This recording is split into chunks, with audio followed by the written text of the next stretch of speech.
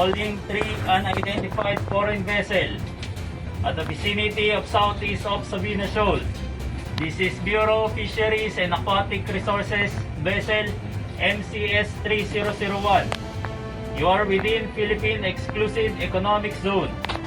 You are requested to provide the following information.